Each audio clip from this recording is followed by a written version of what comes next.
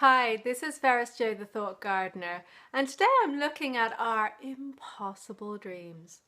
Those things that we just think are impossible. Something we may love to do. It could be a big thing, it could be a little thing, but it's those things that are impossible. They seem inconceivable. And that theme of things being inconceivable or impossible is something I've really been looking at over the past few months in my life. I've done some work with a coach. I've been asking questions about what I have made inconceivable that could be my reality. And it reminded me when I explored that of what makes something seem impossible, what makes it seem inconceivable. I was reminded of what I learned when I was studying EFT about what they call the writing on the wall. And that is what you grow up with. Some of it is said, like some people, they would talk in the family and they would say, oh, those rich people are really greedy. And so if you grow up around that, you may decide, well, I don't really want to be rich because I don't want to be seen as greedy. And you might not think that consciously. It could become a subconscious belief, a subconscious rule not to get rich because my family won't like me. People will think I'm greedy. And that writing on the wall is also the stuff that is unsaid. That's kind of what I find fascinating. Those rules that we buy into, those stories we buy into. If you look back in the past at, say, the class system, you can't marry outside your class. How much of that is still brought forward today, say in that way, with people looking at who they choose to be with? Is it because it's the kind of people they're used to being around? There's, of course, so many other examples of that. Another really interesting one is people being unwilling to earn more than their family or more than their partner. And that's often not conscious. I'm in a lot of groups with entrepreneurs and people are so finding those blocks, those upper limits, that is really the stories they have bought into, sometimes not even consciously, about how they live their lives. Some people might have it around work, that, well, work is a chore and I do it because it gets me money and I need money. And therefore I don't really enjoy my work. Work isn't fun. So many people have that belief and so many other people pick up on it. But what if it was possible to really enjoy whatever work you were doing?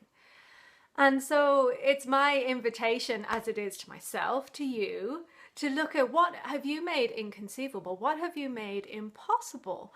That if you stopped buying into those stories, that could be a possibility for you.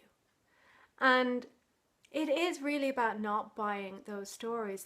There's such a lovely story by Jerry Hicks, Esther Hicks's partner, Esther, who channels Abraham, and he was a financial advisor, and he used to say to people when they would come in, please do not tell me your story. Please do not give me reasons to not believe in your ability to have financial success. And that is something I'd like to share, that it's important to surround yourself with people who can believe your dream. That even though you may find it inconceivable, they're not going to buy into that, because that helps you stop buying into that. And that's one of the reasons I'm in a lot of groups online where there are other people and we can support each other and call ourselves out or call each other out when we start buying into those crazy stories that limit us. So that is something. Get yourself an ally. I have in the past worked with a coach when I was stuck, to have somebody else to help me hold that vision, to help me accountable. So that could be something you consider as well. That's the type of coaching I do. I love helping people that way, to look at those conscious blocks, the mindset techniques, and other energy work like the EFT tapping, for even when those blocks aren't conscious, that you can still clear that. And whether you work with somebody else or not, know that choice is such a power. You can choose whether to buy into a story or not. You can choose to be on the same belief treadmill. You can choose the same blocks, or you can choose to change it. You can choose to allow for different possibilities. That being said, my final tip is, it's not always quick. Even in my own life, there are issues that I've been working on over years and years, and I make progress. Now, sometimes it is quick, like with EFT, you can't have a 10-second wonder. You can have something that just clears that right bit within a couple of minutes, and boom, somebody's whole issue is gone. And a lot of people will have a couple of what I call sticky issues, where there's a lot going on. I have them in my own life.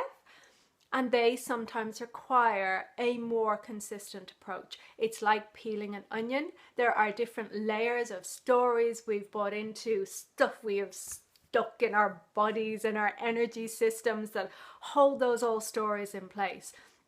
And that's where it takes time and it takes consistency. And whether you have another ally or you become your own ally, it can take a bit of time. And please, please, please, please, please, do not judge yourself for that.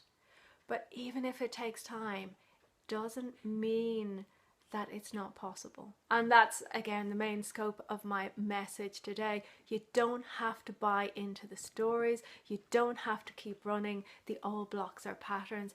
Anything really is possible if you allow it to be and if you believe it to be. And I have a tapping video below, I think, on believing in yourself. That's a nice one. So if you are having doubt, that's maybe a really good place to start. So that is my message for today.